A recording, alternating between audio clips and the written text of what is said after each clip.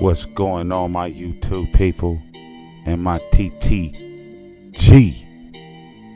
fans and my people? You know what it is. We trained to go. So let's get it with another one.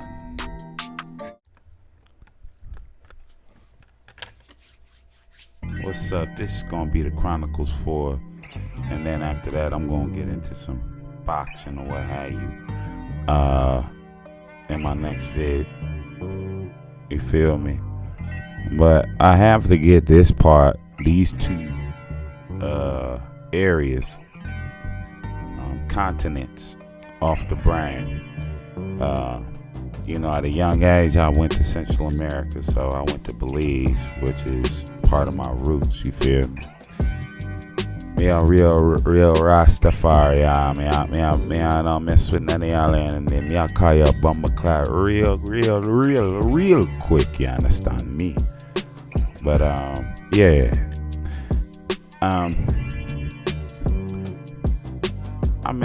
when I made it out there, I really didn't want to go. You feel me? And before we get into it, I always be forgetting, man. This is just what I gotta get used to. Just understand that you definitely rocking with the Gap Zone all day, every day when I make these situations, and make sure you hit that like, subscribe, and that notification button. You feel me? And hopefully, if you like to send some money, it'd be helpful. Anyway,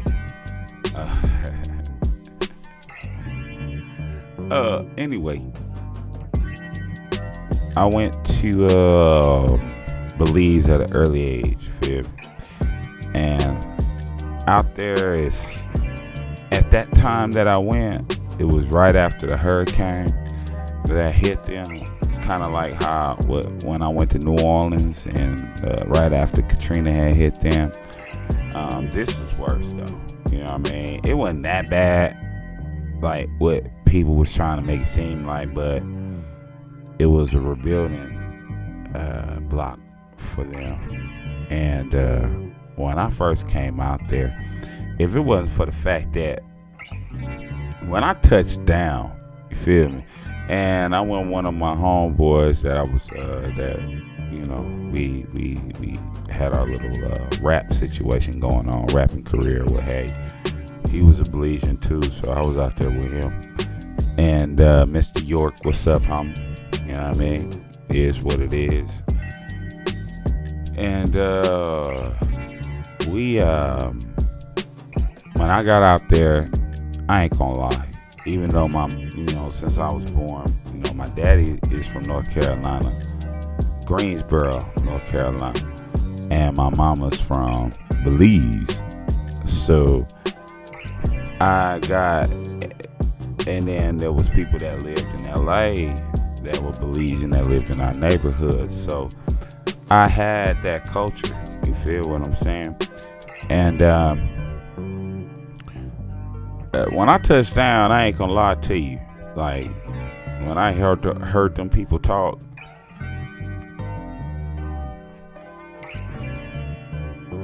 I couldn't keep up.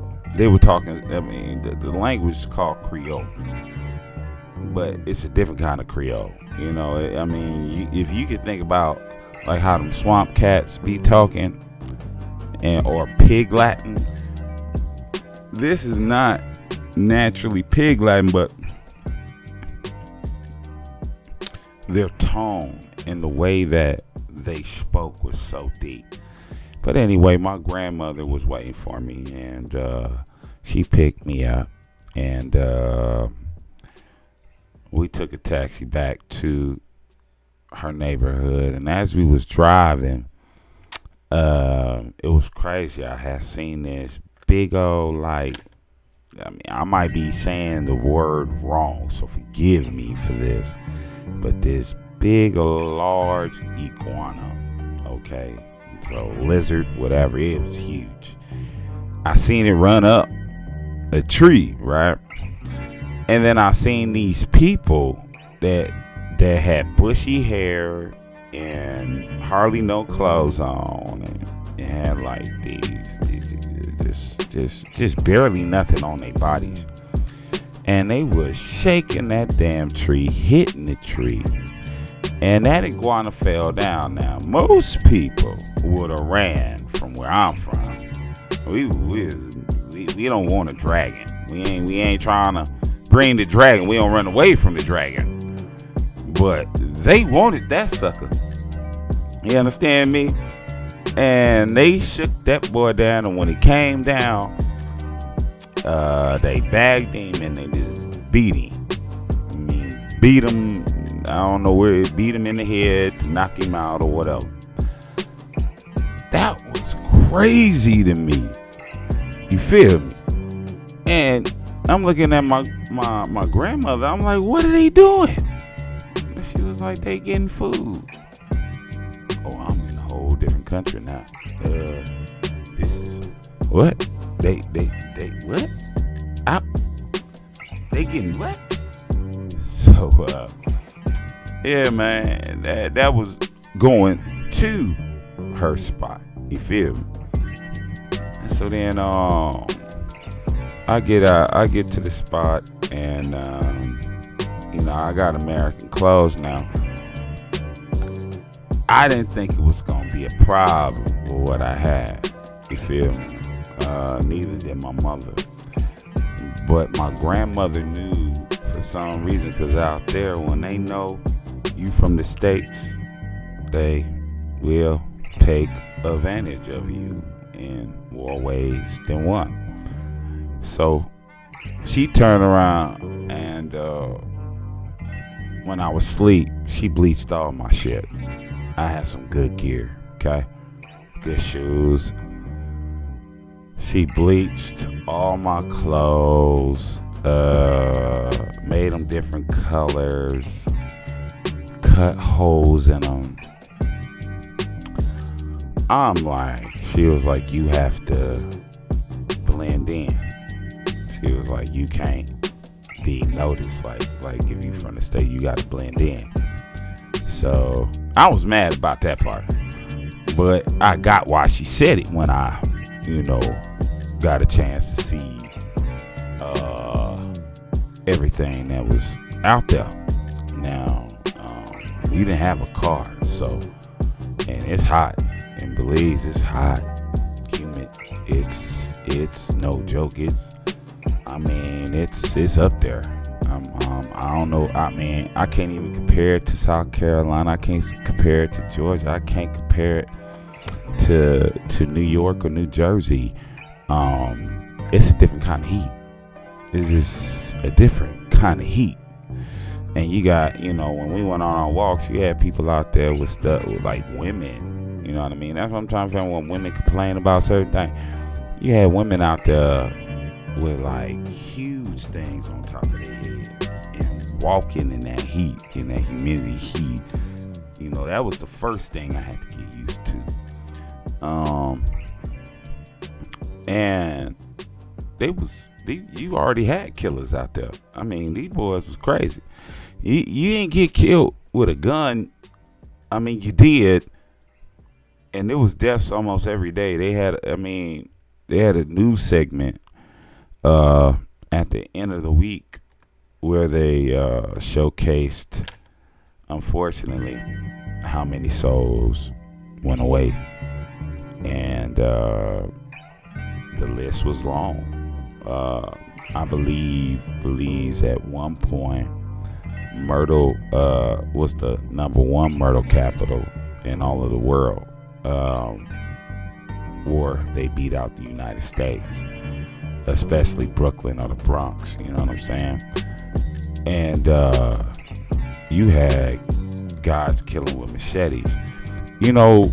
I went to a basketball game with my grandmother, and it was crazy because I seen this little kid, had to be no more than 6, 7 at the max, and he was out there selling drugs, and he had his gun on him. He had a pistol on him, And I guess he wasn't making enough money because his boss, who was an adult, ran up on him and picked him up by his neck in front of everybody and had his gun to his head, threatening to kill him if he don't make enough money. My grandmother, being who she is, shouts out to Wendy Bernhardt, the queen of Belize. Yeah, I know that all the way through. Stay true to that. Much love to that. She stopped him. I was like, what? She stopped old woman, but she got balls. She ain't playing with none of them. Not one of them. She not playing again. At all. Bomber clock then. Mother I stand. I mean, that's just how she was, And so she got between all of that, stopped that. And old boy was kind of like pleading his case with my grandmother, like he's not making no money for me. And she was like, I don't give a F about that part. You're not gonna do this right now. You feel me? And she squashed that. That's how, life, man. I was fortunate to just experience life. That's how I was learning how to diffuse things, because you experience it. You feel me? It's part of your training, part of your development, your growth and your development. You get me? And we end up seeing that game. Driving back though, he had these kids looking at me, right? Like, even though my clothes is already jacked up, they know I'm from the States. They don't say America, USA. They say that you from the States. So they knew I was from the States. And they kept telling me to get out the truck. And I asked my grandmother, I said, Grandma, they want me out this truck now. And she said, boy, if you do not get out to this truck, you understand me? The boys over there, they try to tear you right to dope, And I'm like, huh? I thought they wanted to just talk. No, they wanted something else. And so the driver was driving, and I was in the back of the truck because there wasn't enough room in the front. These kids start throwing rocks at me, trying to get me to get out of that truck. They really wanted me bad. And these are little kids, okay? They not like my height. They not my age at all. They younger than me, okay? They wanted me out of that damn truck.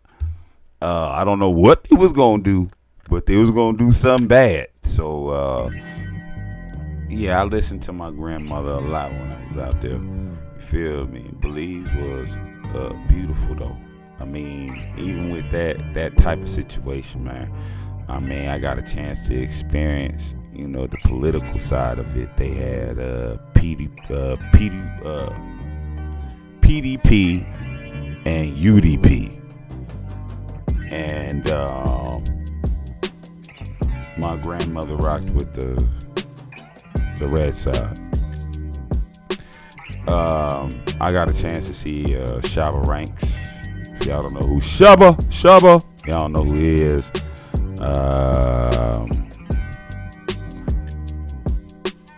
I ain't gonna even try to sing one of his songs. I'm gonna probably mess that up, but look up Shabba Ranks, Got a chance to see him live in concert, you know what I mean? And then I got a chance to go to a very, very, very beautiful place called San Pedro.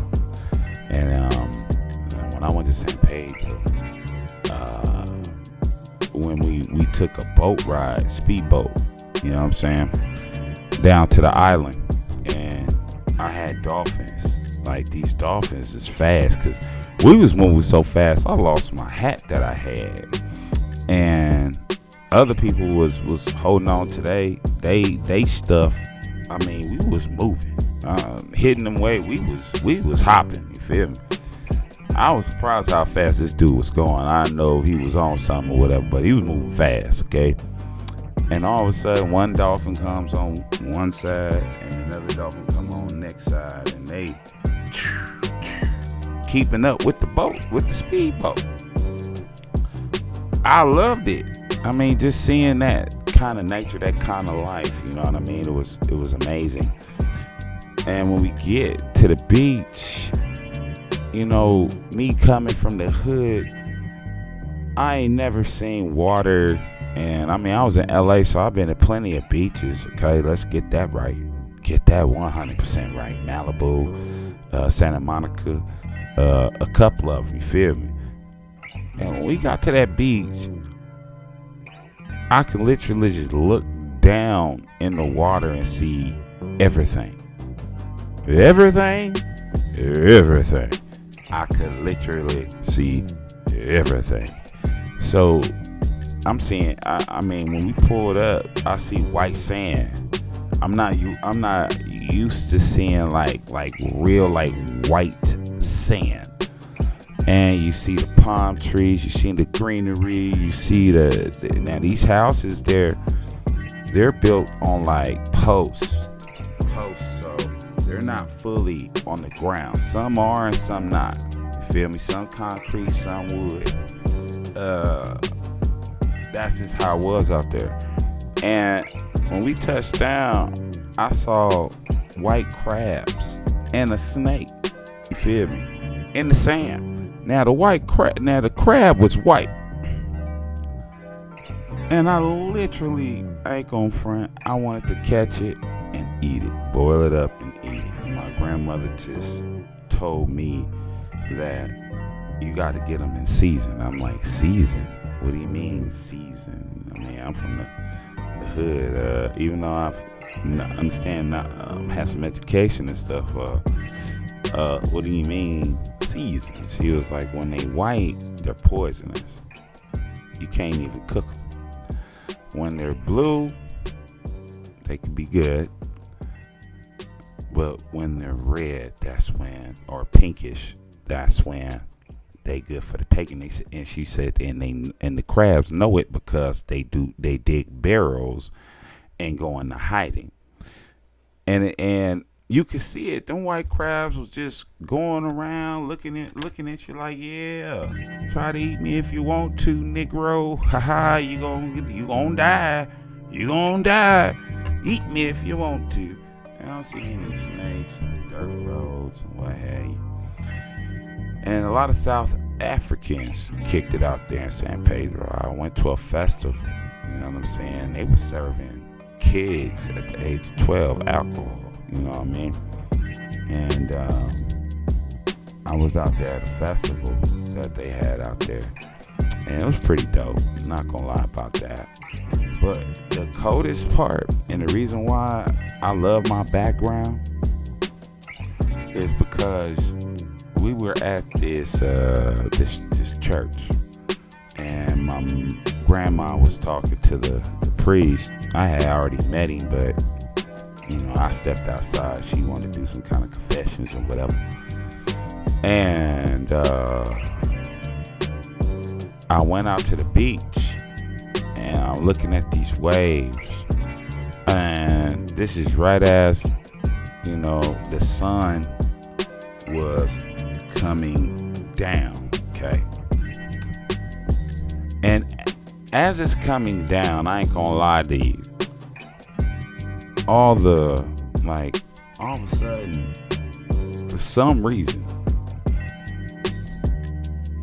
I started hearing these city noises, just like the noise of a car, of people talking, all the business of the city.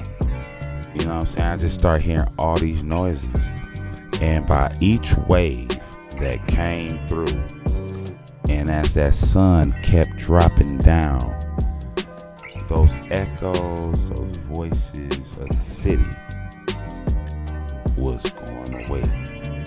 And all of a sudden, when the sun went down and I'm just looking at those waves, don't know what happened, but it just became totally silent to me. Totally silent. And I felt this energy, or this weird vibe of whatever it was going down the back of my spine, and it tickled. And all of a sudden my eyes just started without like controlling. I couldn't control it. My tears just started coming out my eyes, and they came down hard, heavy. And all of a sudden, I just heard the nature. Like, I heard peace. That's what it felt like freedom. I felt like a million blocks were taken off my shoulder. You feel me? And I'll never forget that. I'll never forget that feeling. It just felt like the shackles was lifted off of me, and I was free. For the first time, I really knew what it was to feel free. Get that? So,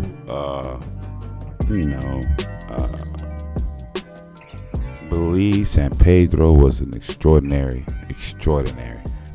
experience for me. And then I ain't gonna lie though, when I understood the value and understood why people that live in the United States, such as myself and my family, but there are others that really take United States for granted, because I was in the third world country, and it ain't no joke. I seen people get killed over buckets. Okay, so oh yeah, let me tell you about it. A bucket is what you use to wash yourself with, or wash your clothes. I would say, if you don't have, a place to do that in, a bucket, wash your clothes, not yourself. I mean, some people did use that, but I'm saying wash your clothes, and it's used to handle your sanitizer situation when you gotta go use the restroom. And it just had multiple practical elements to it, if I could put it like that. And people took that one serious. I even washed my clothes in buckets. You know what I'm saying? One is the soapy area, and the other one is the rinse, and then you take it up to the strainer to dry it out. But you gotta get your hands dirty. So that experience right there, that woke me up. It did. It woke me up, because I'm like, we out here killing each other, over really bullish that has been planted or programmed into our systematic minds. But go somewhere, you know what I'm saying? Go to another country, see something, and understand that we are way more, we're way greater. Matter of fact, let me just tell you this. If I said the word Hannibal, you're thinking about Hannibal Lecter, aren't you? Huh? But what about that Hannibal that was a general, who was a man of color, who had a nation behind him? And he was one of the first people to oppose the Roman government. But majority of y'all probably wouldn't know about that. If I say Hannibal, y'all thinking about Hannibal Lecter, the movie. Yeah. Nah, that's another program. See, I can go so deep on y'all, it's ridiculous. But I'm not. It's not that time. Feel me? Let me go back to when I was in Europe. And for the first time, though, you feel me? I went there twice. But for the first time, and I was with this particular family, and I was their personal bodyguard. and we sat down in Roma. We got a BMW van because we had a little entourage with it, you feel me? And I had to drive from Roma to Tuscany with a GPS. Now, this is my first time in a foreign land. Once again, that's why I'm trying to tell y'all why I'm TTG, alright? And it was a 2-hour drive. I never drove it, never been in this country whatsoever. And I had to drive the family and the entourage. And then, there was a child involved, so that just added more pressure to it. And I had to drive that haul. Now, understand out there, 75 is too slow. 85 is too slow. 95 is too slow. You gotta be ramping upwards to 120, 125. You feel me? So the speed, even on the regular streets, you doing 75, 85. You ain't no time for no texting, no talking on the phone or any of that. Man, you gotta pay attention to that road. Because you got Bugattis, you got Maseratis, you got, Ferraris. I mean, all around you. And if you ain't moving fast enough, they gonna honk and be aggressive and get you out the way so they can push. Because some of them boys is doing like 150, 160. So that was my first experience. I was like, oh my gosh. Oh hell. And I have to drive 2 hours to Tuscany. You feel me? So we made it safely. And we stayed at this villa. And then, just that whole experience was crazy. I mean, the people out there, especially in Tuscany, where we was at, they looked at me like a king. I mean, we'll go to a store I literally almost had to run a couple people over because they was banging on the van trying to get in just so they can have a picture with me and whatnot, thinking I'm some kind of celebrity. Way. I mean, they really show love. You feel me? And the one thing I loved about that being out there was the food. Everything was supremely natural. Tomatoes had a flavor to them. Didn't know that. I mean, they had a real distinct flavor to them. Just the food, and you would see people with stiletto heels on, with fur coats. Now, I seen something like this in New York, you feel me? But it was good seeing it out there. You'll see these old ladies at the market with stiletto heels on and fur coats, riding bicycles. You know what I'm saying? Bicycles, and then I believe the legal age to drink wine was 12. So, and I mean, you can look on my Facebook page. I got pictures of the kind of food they served. I didn't go in depth, but I did give information out. And just go to my Facebook page. You just look up Gatlin or Robert Gatlin, and you'll see it. You feel me? I'm not docking and dudging or faking on none of this that I'm talking about here. So the one thing I really loved was the thermies. If you don't know what a thermy is, basically it's what basically when the Romans used to go and had like a long tour on battle, and they came back around winter. They would go to what you would call like a hot spring, and the material or the crevices around the water was all white, and it was of minerals. I don't know what kind of minerals, but of minerals. And you have different phases of heat.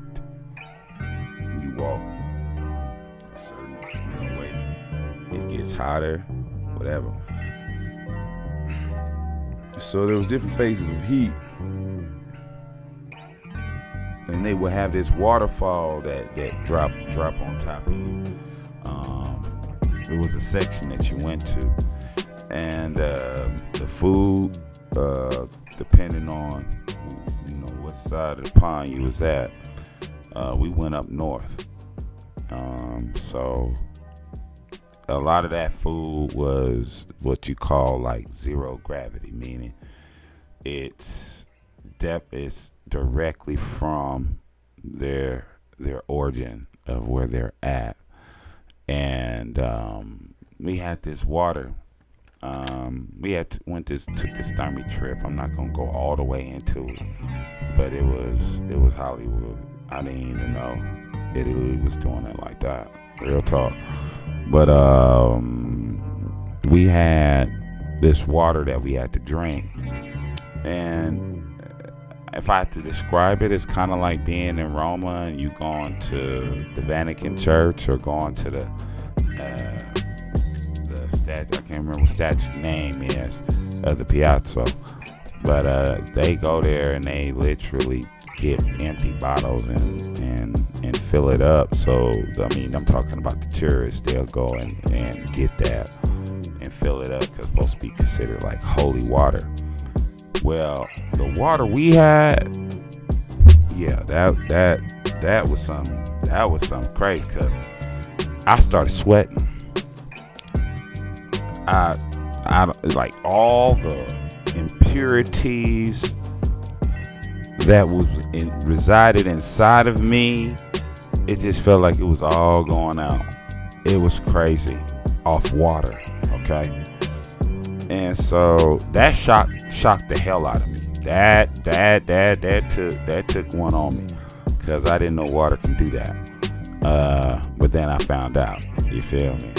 And it was just straight natural water from there, from where they at.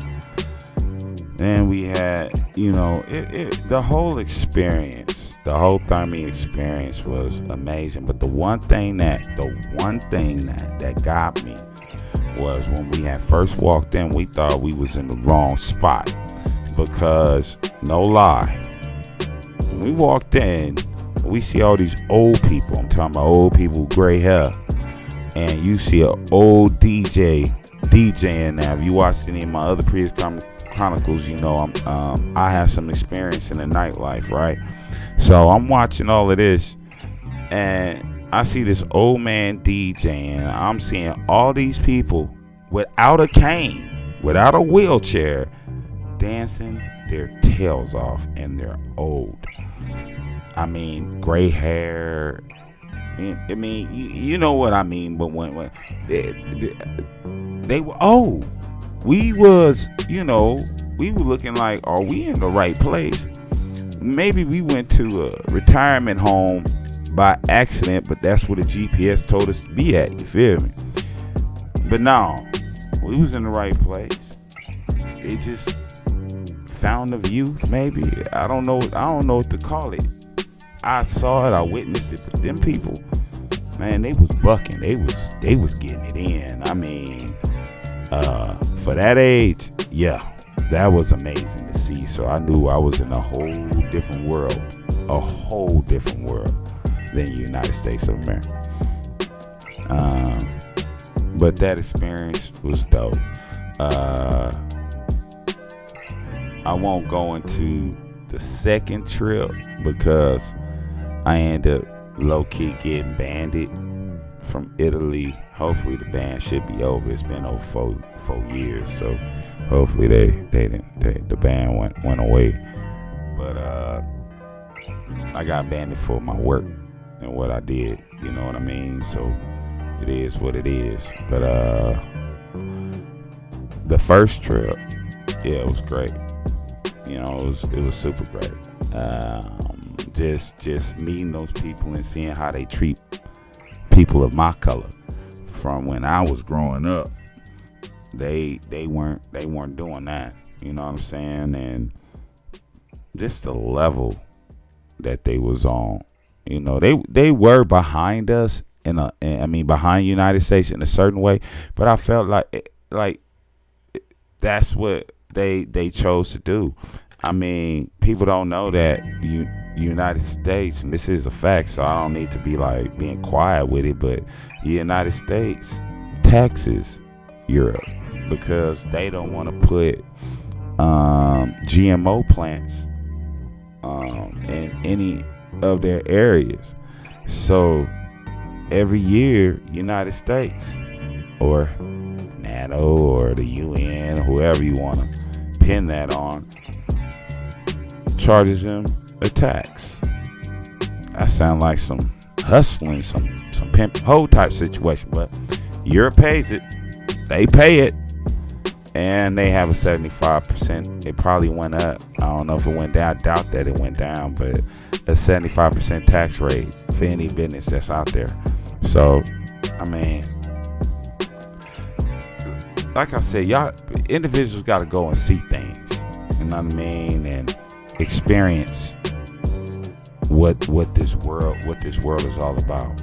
Not what's on TV or what your friend talking about. Any of that, or what you go out there and do it yourself, and go and see it for yourself. Now, once again, my proof, only thing I got to show is on Facebook. So Rob Gatlin, if you don't believe what I'm talking about, just look at my Facebook. It's right there. You know what I mean? So it ain't nothing to me. I mean, I'm really talking from facts. You know what I mean? I've been to Naples, Florence, Katona, Paris, France. If you could tell me what a bodega is, then we got some action. If you could tell me what a bodega is, you know what I mean? I have friends that are Diagos. And you guys don't know what that is. Look it up. Check it out. Go see some of this world. You feel me? And me being a fighter or being trained to be a fighter, it was very educational. It was very educational for me. Going to Central America and going to Europe was super educational for me. And I think more individuals should do it, because the people that I engage and I talk with, to me, they talk with a narrow mind. Only reason why they talk with a narrow mind is because they haven't seen or experienced other things. So you got to be not complacent, but understanding and show empathy to a lot of individuals who are not in the know. That's just what it is, but that's why I'm TTG. I ain't gonna tell you about the second trip, once again, because I need to make sure. I gotta check with the embassy and all that and make sure. Y'all think I'm playing? I'm not. I'm really not. I'm really not. So, yeah, that's what it is. I love y'all. You know what you doing, man. Y'all rocking with that TTG Nation. My TTG fans, that all of y'all trained to go. That's it. We'll be back with another one. Salute.